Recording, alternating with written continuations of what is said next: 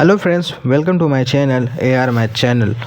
तो फ्रेंड्स, आज के इस वीडियो में हम एक सवाल सीखेंगे, जो कि सवाल इस तरह से है कि एक गांव में 40% महिला और 315 पुरुष है, तो महिलाओं की संख्या कितनी है ये हमें बताना है।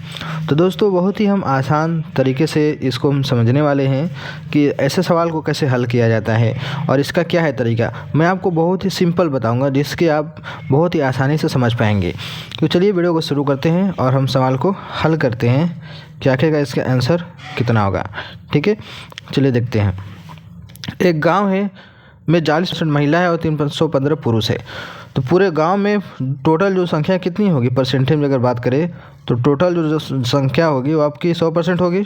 एक गांव है तो उसमें जो संख्या होगी टोटल 100% होगी, क्योंकि परसेंटेज 100 ही होता है। अब जिसमें से कह रहा है, इसमें कह रहा है कि 40% महिला है। ठीक है, ध्यान से देखिएगा, 40% कह रहा है कि महिला है। उसके बाद कह रहा है और पुरुष की जो संख्या है वो दिया है 315 पुरुष है।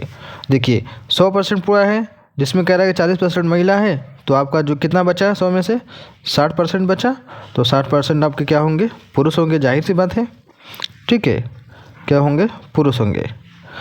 अब यहाँ पर देखिए, पुरुष की संख्या दी गई है 315।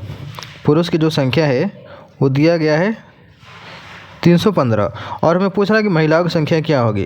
तो महिलाओं की संख्या अगर हमें नहीं पता है तो मान लेते हैं वो क्या है, x है। यानी हमें ये बताना है कि महिलाओं की संख्या कितनी होगी। समझ गए नहीं, ये इतने बात तो समझ गए होंगे आप।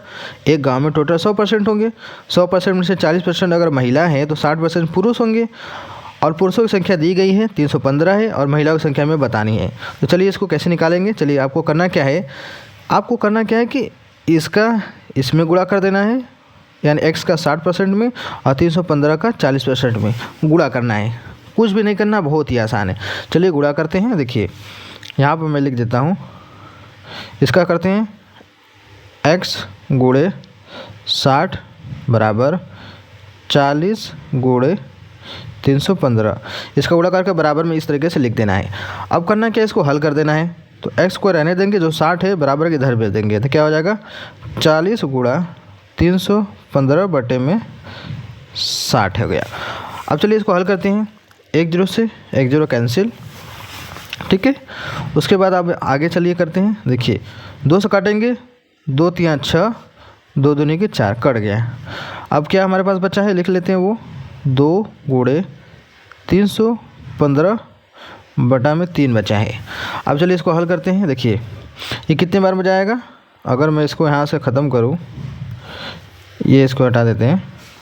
अब चलिए काटते हैं। देखिए 3 1 का 3 चला गया, यहाँ पर 1 है, 1 में जाएगा नहीं, 0 में जाएगा, ये हो गया 15, 3 5 15, कट गया 105 बार में। अब बचा हमारे पास क्या, 2 गुणे 105।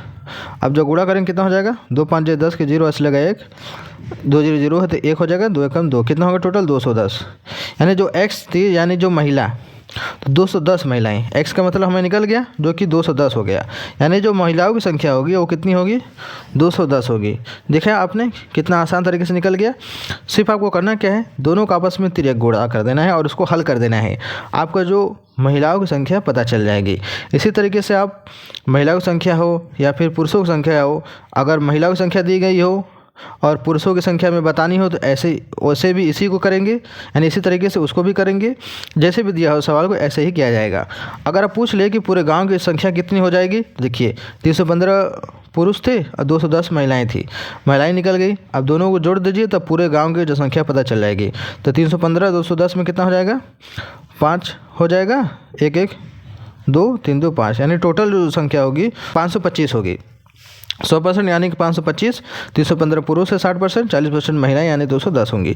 तो इस तरीके से क्या करते हैं, हम निकालते हैं। तो उम्मीद करता हूँ आपको वीडियो अच्छी लगी होगी, तो लाइक करना ना भूलिएगा, चैनल पहली बार सब्सक्राइब कर लीजिएगा।